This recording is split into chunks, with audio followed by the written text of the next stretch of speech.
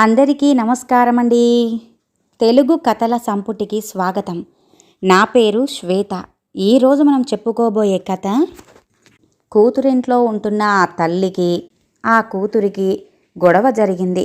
కూతురన్న ప్రతి మాటని తలుచుకుంటూ ఏడుస్తూ కూతురింట్లో నుంచి బయటికి వెళ్ళిపోయిన తల్లి ఎలాంటి నిర్ణయం తీసుకుంది అన్నది ఈ కథలో మనం తెలుసుకుందామండి. కథ పేరు కడుపు తీపి. రచించిన వారు అద్దేపల్లి సుచిత్రాదేవి గారు. కథలోనికి వెళ్లే ముందు మన ఛానల్ని మొదటిసారిగా చూస్తున్న వారైతే సబ్స్క్రైబ్ చేసుకోవడం మర్చిపోకండి. కథను పూర్తిగా విన్న తర్వాత లైక్ చేయడం, షేర్ చేయటం అస్సలు మర్చిపోవద్దండి. ఇంకెందుకండి ఆలస్యం, కథలోనికి వెళ్ళిపోదాం. అవ్వా, అమ్మ పిలుస్తోంది, ఇంటికి పోదాం పదా అంటూ చెయ్యి పట్టుకొని లాగుతూ పిలుస్తున్న మనవడి వంక కోపంగా చూసింది ఆదెమ్మ. మీ అమ్మకాడికి పోయి చెప్పుపో, అవ్వ సచ్చిందని అందావిడ. పిల్లకాయలతో ఏంటా మాటలు, ఇప్పుడంత నిష్ఠూరాలు పడేందుకు నేనేం చేసినా అంది కూతురు. అంతవరకు గోడ చాటున నిలబడి పిల్లలతో తల్లిని పిలిపిస్తున్న కమలమ్మ ముందుకొచ్చి కూతుర్ని చూడగానే అంటూ ముఖం విసురుగా తిప్పుకుంది ఆదెమ్మ. నువ్వేం చెయ్యలేదు తల్లి, చెయ్యరాని ఘోరం నేనే చేసిన. నీ బిడ్డల నోటికాడ కూడంతా నేనే తింటుంటానంటివిగా, అది సాలదా?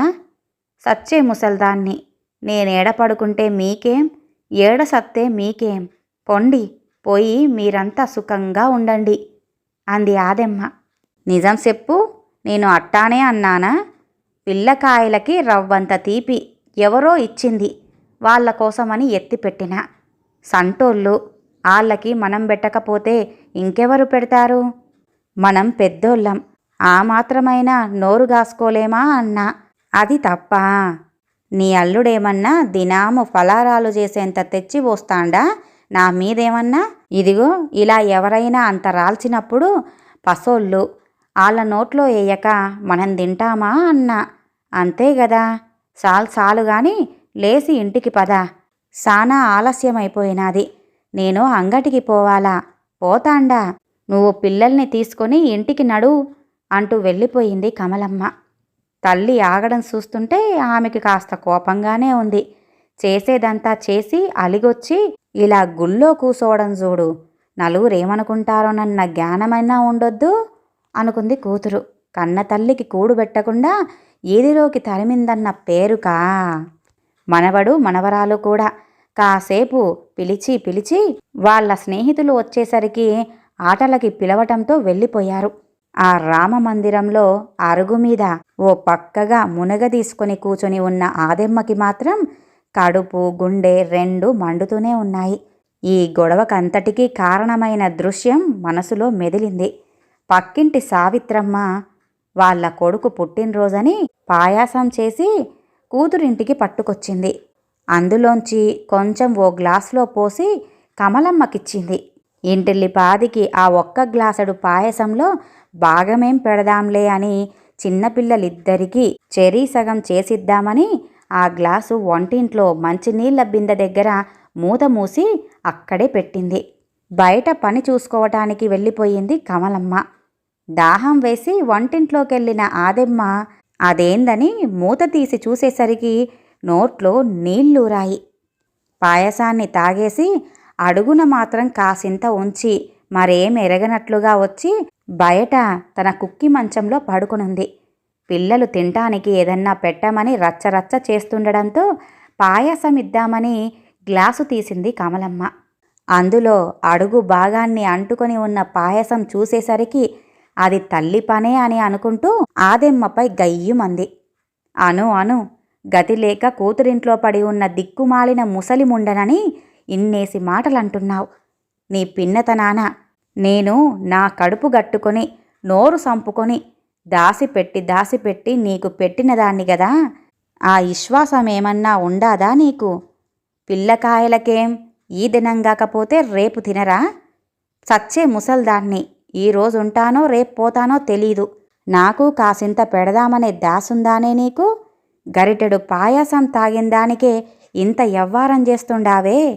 రేతిరి తిన్న గోగాకు పచ్చడికి కడుపులో మంట పెడతా ఉంటే సలవ చేస్తుందిలే అని రవ్వంత నోట్లో వేసుకున్నా. ఆ మాత్రానికే ఇంత యాగా? అవ్వా, బిడ్డల్ని నువ్వే కన్నట్టు ఇంకెవరూ కననట్టుగా చేస్తున్నావే. ఇక సస్తే ఈ ఎదవ కొంపలో నేనొక్క క్షణం కూడా ఉండా. తిండి లేక సస్తానేమో, సస్తా, నే పోతాండా అని తన చేతికర్ర తీసుకొని వీపు ఎత్తలేకపోయినా విసవిసా నడుస్తూ ఇంట్లో నుంచి వచ్చేసింది ఆదెమ్మ. టంగుమని గుడిలో గంట మోగుతుండటంతో ఉలిక్కిపడి ఈ లోకంలోకొచ్చి పడింది ఆదెమ్మ. దేవుడికి నైవేద్యమయ్యింది కాబోలు. పూజారి ప్రసాదం పంచుతున్నాడు. ఆ వేళ ప్రత్యేక నైవేద్యం కాబోలు చక్కెర పొంగలి పంచుతున్నారు. అది కావటంతో ప్రసాదాలకని చాచే చేతులు ఎక్కువగానే ఉన్నాయి గర్భగుడి ముందు. అందులో సగం మంది పిల్లల జనాభానే ఉంది. చక్కెర పొంగలి అరచేతుల్లో పెట్టుకొని నవ్వుకుంటూ అరుచుకుంటూ తింటూ తన ముందు నుంచి పోతున్న పిల్లల్ని చూసి లేని ఓపిక కూడా తీసుకుని గబగబా లేచింది ఆదెమ్మ. ఆ పూజారి ప్రసాదం కోసం చెయ్యి చాపితే చేతి నిండా పెడతాడు, ఆకు చాపితే ఆకులో కూడా పెడతాడు. అది తెలుసు ఆదెమ్మకు.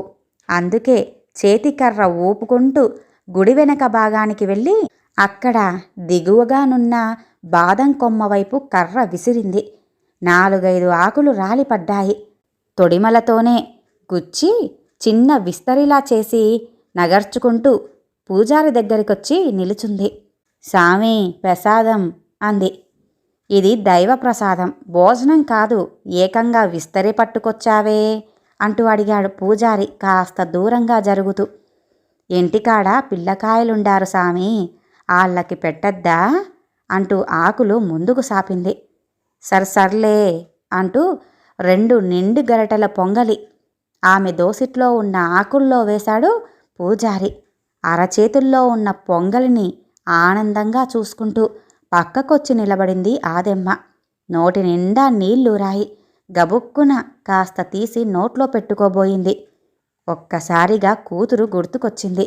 చక్కెర పొంగలంటే కూతురు కమలమ్మకి చాలా ఇష్టం. చిన్నప్పుడెప్పుడు ఏ పండగొచ్చినా అది చెయ్యమని తల్లిని అడిగేది. కానీ కాసింత చక్కెరకే గగనమయ్యేది ఆదెమ్మ సంపాదన. దాని బ్రతుకు నా బతుకులాగానే అయ్యింది. నాకేమో పెళ్ళై ఏడాదికే సంపాదించే మొగుడు పొయ్యి తిని తినక బ్రతికాను. అది కూడా మొగుడుండి వాడి సంపాదన అంతంత మాత్రంగానే ఉండి తిని తినక బతుకుతోంది. పోని పాపం బిడ్డ, దాని నోరెవరు తీపి చేస్తారు? నేనేగా. అసలే మధ్యాహ్నం అయ్యిందానికి కోపంలో ఉండాది కూతురు. ఏందో పాడు నాలిక, మాట విని సావదు. గబుక్కున ఆ పాయాసం నోట్లో పోసుకోకుండా ఉండాల్సింది. పోనీ ఈ పొంగలి తీసుకుపోయైనా కమలమ్మ చేతిలో పెడతాను. అది తింటే ఈ తీపి నా కడుపులోకి పోయినట్టేగా అని అనుకుంటూ ఆ చక్కెర పొంగలి ఉన్న ఆకులను పొట్లం సుట్టి కొంగులో మూటలాగా కట్టుకొని ఓ కొస బొడ్లో దోపుకొని కర్ర ఊతంతో మెల్లగా ఇంటి దారి పట్టింది. ఆమెను అల్లంత దూరం నుంచే చూస్తూనే తలవాకిట ఆడుకుంటున్న పిల్లలిద్దరూ అమ్మా, అవ్వొస్తోందమ్మా, అవ్వొస్తోంది అంటూ అరిచారు. చేటలో గోరు చిక్కుడు కాయలు ఒలుస్తున్న కమలమ్మ తలెత్తి చూసింది. ఆయాసపడుతూ కర్ర సాయంతో చిన్నగా నడిచి వస్తున్న తల్లిని చూస్తే జాలేసింది కమలమ్మకు. మధ్యాహ్నం జరిగిన గొడవ మరచిపోయినట్టుంది. అమ్మ కోపం ఎంతసేపు బుస్సుమన్నట్టే అని తుస్సుమంటాది. ఏందో ఈ ముసలితనాన నాలుక లాగిపోతుంటే ఏం చేసుద్ది పాపం తాగక. పాపం చిన్నతనాన నన్నెట్టా సాకింది. ఎవరెక్కడ ఏం పెట్టినా తెచ్చి నా చేతిలోనే వేసేది. పెళ్ళిళ్ళకి పేరంటాలకి పోయినా ఆళ్ళు బంతిలో పెట్టే లడ్డుండలు జాంగిరీలు కొంగులో కట్టుకొని నాకే పెట్టేది. వయసు పెరిగే కొద్దీ పసితనం వస్తుందంటారు. అట్టాగే అయ్యి ఈ మధ్యన నోరు కాసుకోకుండా ఇప్పుడెవరేం పెడతారు, ఎక్కడెక్కడి నుంచి ఎవరెవరు ఏం తీసుకొస్తారు అని మనసు పెట్టుకుంటుంది. తన వంకే చూస్తూ కూచుండిపోయిన కూతురు దగ్గరికొచ్చి నిలబడి కొంగు విప్పింది ఆదెమ్మ. ఇగో, దేవలంలో ప్రసాదం పెట్టారు, చక్కెర పొంగలి, నీకిష్టం గందా అని తీసుకొచ్చా. పిల్లకాయలకి ఎత్తి పెట్టమాక, ఆళ్ళకేం పొగలు పొద్దస్తమాలు ఏదో ఒకటి తింటూనే ఉంటారుగా, నువ్వు తిను అంటూ పిల్లలు ఆడుతూ దూరంగా పరిగెత్తడం చూసి రహస్యంగా బాదం ఆకులల్లో ఉన్న పొంగలి తన చేతుల్లో పెడుతున్న తల్లిని చూస్తుంటే కళ్ళల్లో నీళ్లు తిరిగాయి కమలమ్మకి. మధ్యాహ్నం ఈ తీపి కోసమేగా అంత రచ్చయ్యింది, మరి నువ్వే తినకపోయావా అనబోయింది. కానీ మళ్ళీ తిరిగి ఆ రచ్చ మొదలు పెట్టుకోవడం ఎందుకులే అని ఊరుకుంది. నే తింటాలే, నువ్వు రవ్వంత తీసుకో అమ్మా అంటూ అందులో నుంచి సగం తీసి పెట్టింది కూతురు. వద్దనలేకపోయింది ఆదెమ్మ. ఒక్క రవ్వ జాల్లే అమ్మా నాకు అంటూ అందుకుంది తల్లి. చేతిలో ఉన్న పొంగలిని ఒక్కసారిగా నోటిలో వేసుకుని తన కుక్కి మంచంలో కూలబడి బోసి దవడలతో చిన్నగా చప్పరించుకొని తినసాగింది ఆదెమ్మ. ఇంతలో అటు పరిగెత్తుకుంటూ పోయిన పిల్లలిద్దరూ మళ్ళీ తమ దగ్గరికి పరిగెత్తుకు రావటం చూసి కూతురికి పొంగలి దాచమని సైగ చేసి తను నోరు కదలకుండా ఆపి బుగ్గలు బిగదీసుకొని కూచుంటున్న తల్లిని చూస్తుంటే ఈసారి పకాలన నవ్వొచ్చింది కమలమ్మకి. అమ్మ పిచ్చిది కాకపోతే బిడ్డలకి పెట్టకుండా ఈ పొంగలి నేను నోట్లో పెట్టుకోగలనా? నా కోసమని మా అమ్మ ఆడ్నుంచి దాసిపెట్టుకునొచ్చిందే ప్రసాదము, నేను నా పిల్లలకి పెట్టకుండా ఉండగలనా అని అనుకుంటూ ఆ పొంగలితో పిల్లలతో కలిసి ఇంట్లోకి నడిచింది కమలమ్మ, తల్లిని చూసి నవ్వుకుంటూ. ఈ కథ ఇంతటితో సమాప్తమండి. విన్నారుగా. అలిగి కూతురింట్లో నుంచి బయటికి వెళ్ళిన ఆ తల్లి ఎటువంటి నిర్ణయాన్ని తీసుకొని మళ్ళీ కూతురింట్లో అడుగు పెట్టిందో.